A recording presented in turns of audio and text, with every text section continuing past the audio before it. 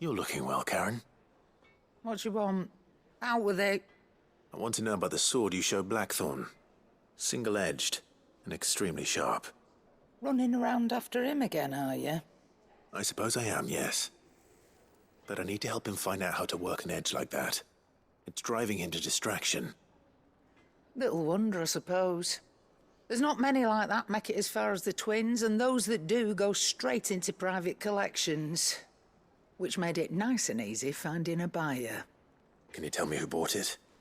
Where is it now? You think I tell people who my clients are? Suppose you're not likely to go nicking him off me, are you now? Fine. If you stop mooning at me like that. Lord Ignac's the man you want. Delmeckian bloke. Collects weapons and the like. And he's got more money than sense, which is why he's one of my favourite clients. Reckon he'll still be at the inn in Dallamil, where I left him. Thank you, Karen. Oh, and he's a touch eccentric, if you take my meaning. I appreciate the warning.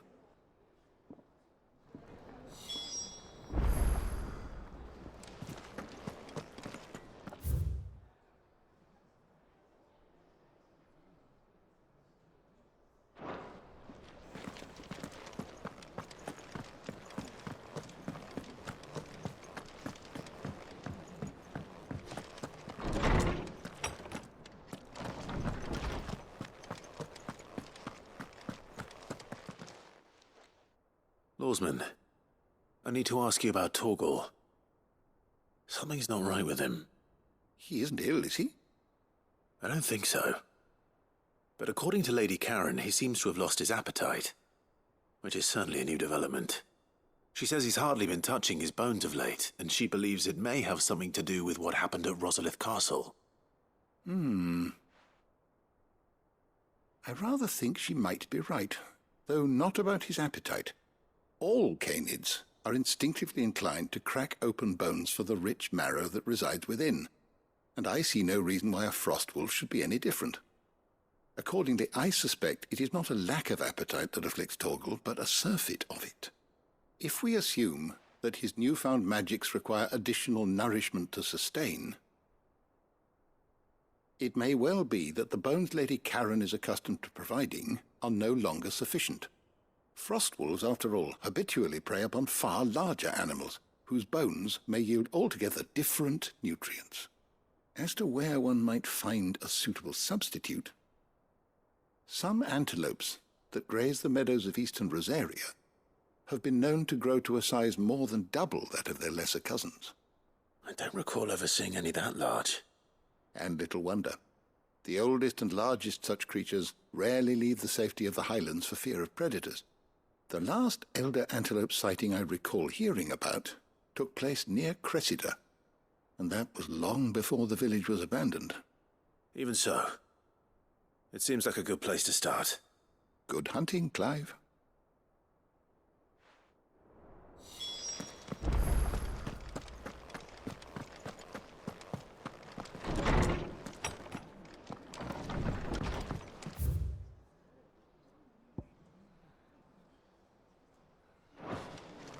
Ugh, I'm never drinking again, no matter whose funeral it is.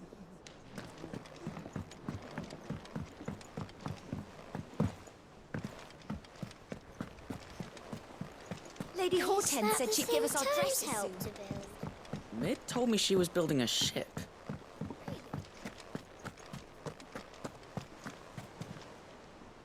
Clive, did you get my letter? That's why I'm here. Shh. I don't want you listening. Is this better? A little. Listen. I've some bad news.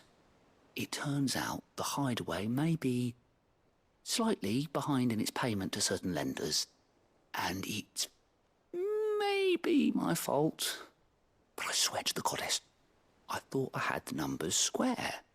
Sadly, that square turned out to be more of a circle. 0, you might say. I can straighten it out, I swear, but it's going to take some time, and I'm gonna need help keeping it from Otto. Bit late for that, I'd say. There you are! What a surprise! So let me get this straight. You forget to pay our lenders what they're due, and instead of coming straight to me, you get Clive to come to you. And I hope he'll dig you out of the hole you've dug for yourself. Clive, the man in charge of the place you've been cheerfully trying to bankrupt. And you thought this was a cunning plan. Why? Well, who needs paying? Oh, just Martha. And the dame. And, well, Lady Karen. But only 500 talents. We owe 3 of our most trusted friends 5 million gil. Each. 5 million each.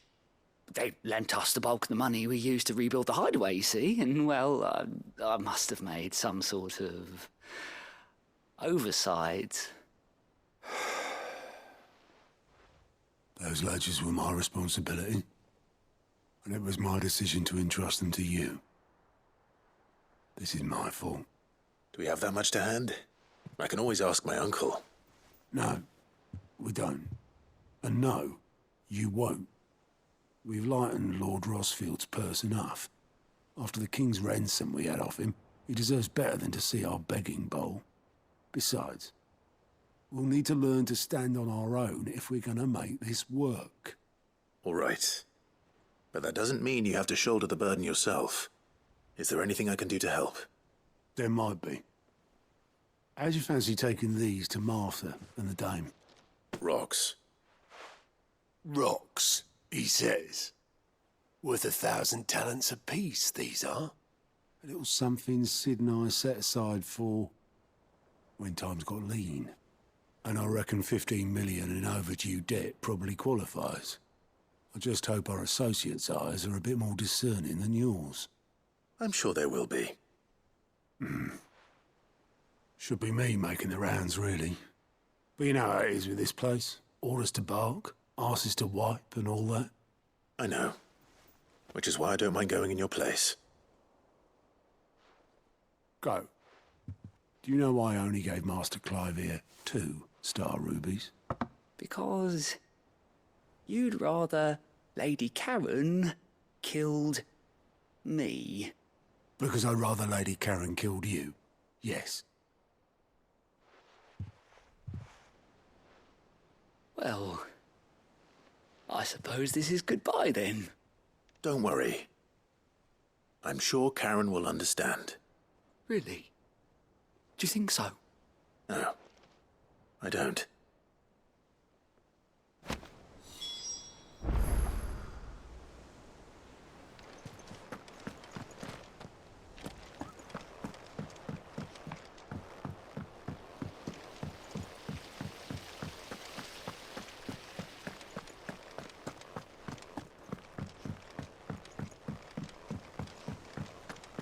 Think Mid might need some help tidying up.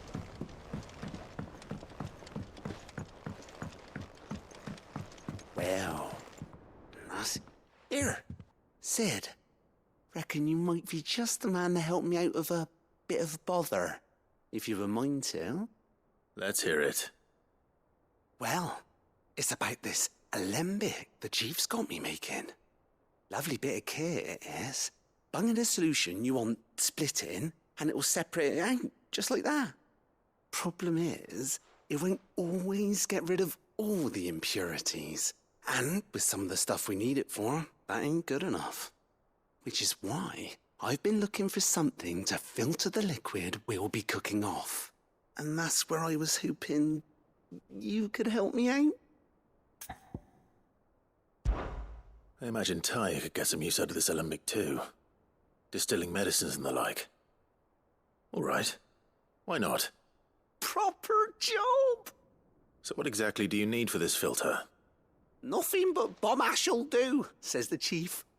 Gave me a sample she'd obtained from the university stores. Couldn't believe my eyes. You pour the blackest blight water through it, and it comes out clear as a mountain stream. So, I did a bit of reading about where I might be able to get hold of some. And do you know what I found out? It's only the blimmin' bones of a bomb king. They leave them behind when they die, see? I take it that's where I come in. If you wouldn't mind. I saw a billet on the hunt board for one just the other day. Would have gone myself, but, well, fighting dirty great balls of flame ain't exactly my forte. You, on the other hand... All right. I'll see what I can do. Thank you kindly. And a good hunting, eh?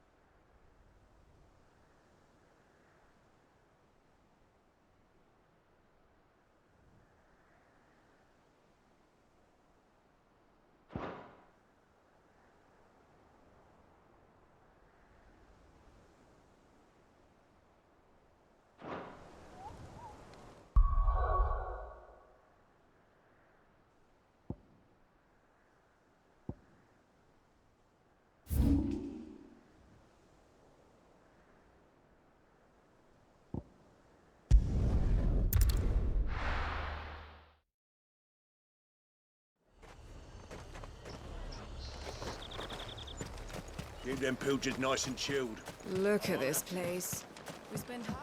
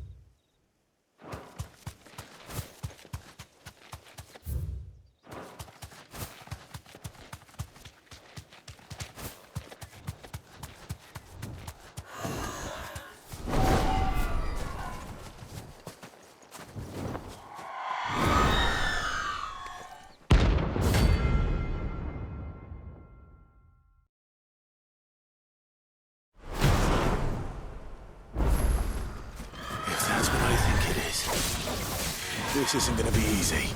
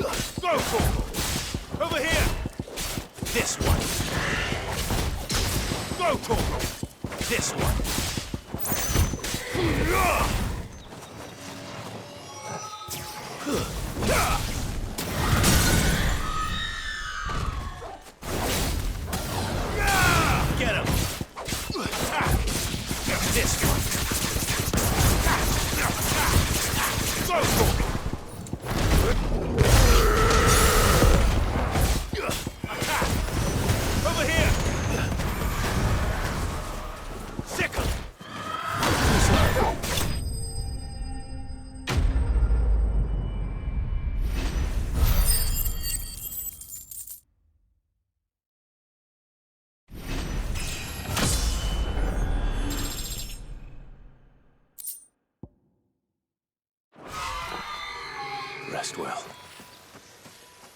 I know I...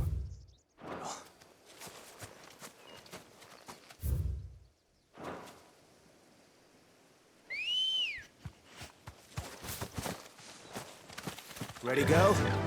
Fly, Ambrosia.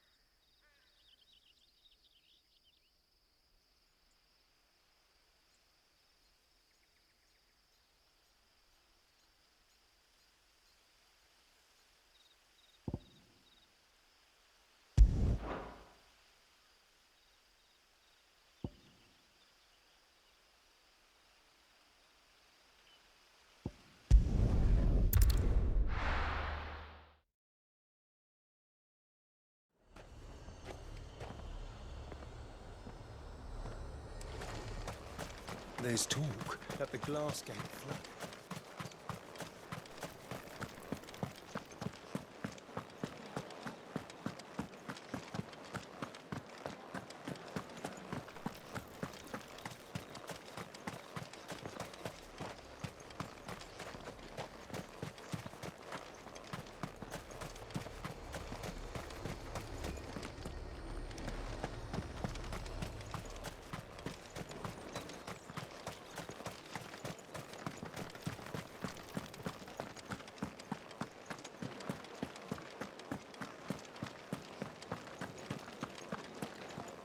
Did you hear? The gates to Heaven Hall in the area were breached by someone. Or something. The steward was in town earlier looking for men to come and repair it, but no one was keen to help.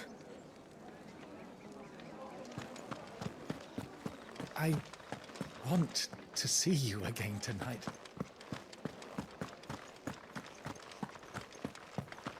What am I going to do without Sweetwater and Oil of Talc?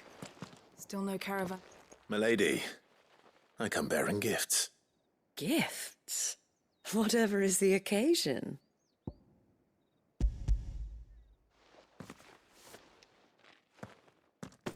Oh my. Clive, you really have outdone yourself. Otto asked me to give it to you. To settle the Hideaway's debt with the Veil. And to compensate you for the time it took us to do so. You disappoint me, Clive. I thought you might finally be warming to me. Tell Otto he can keep his baubles. I tried to tell him as much the first time around. The man owes me nothing, nor does the Hideaway. My contribution to the restoration effort was made freely and willingly. It was the least I could do.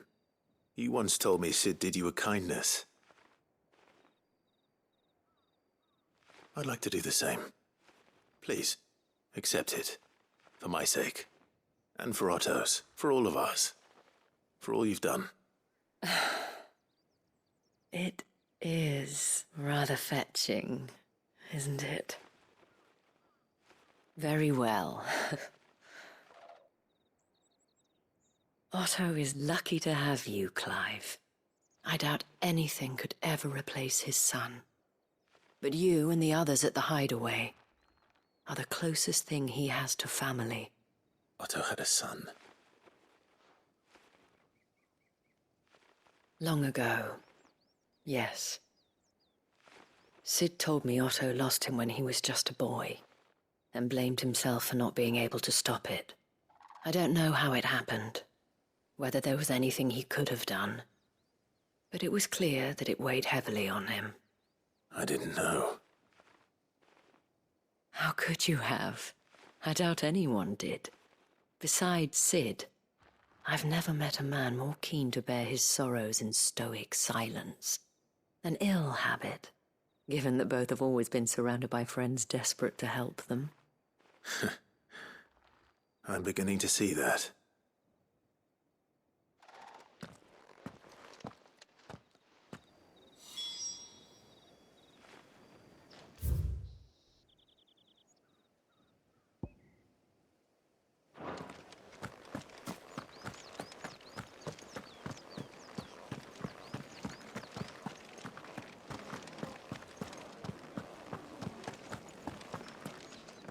Did you hear? The gates to Heaven Hall in the area were breached by someone. Or something. The steward was in town earlier looking for men to come and repair it.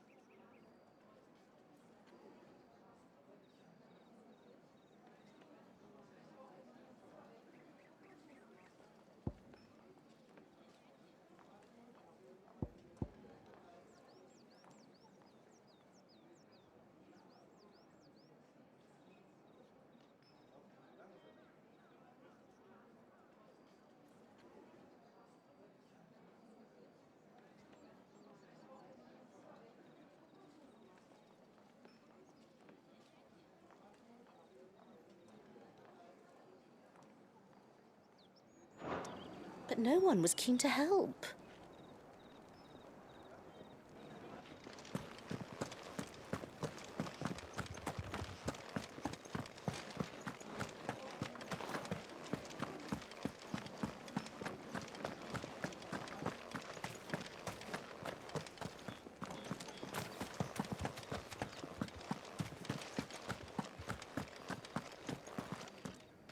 So the gold owed its luster to the great mothers. We should find a caravan south. Look, there's still time.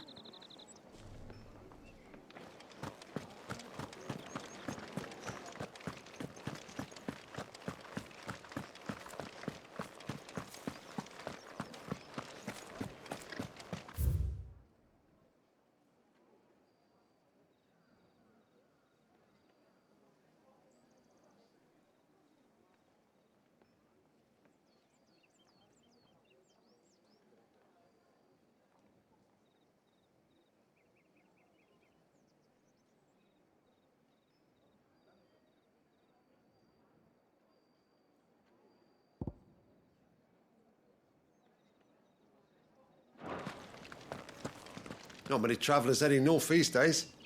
What with the fields barren and the penitent's gate closed.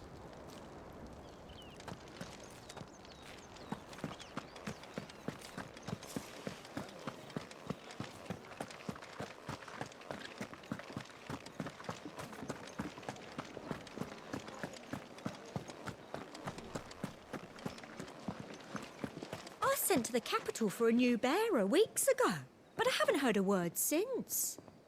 It's almost as if they've forgotten us here.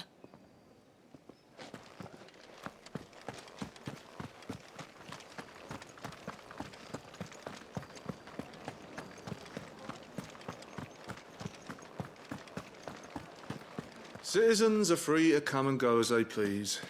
Checkpoint's open to all.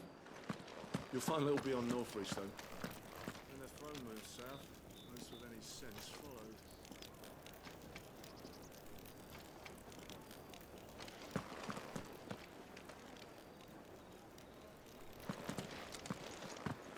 All anyone ever wants anymore is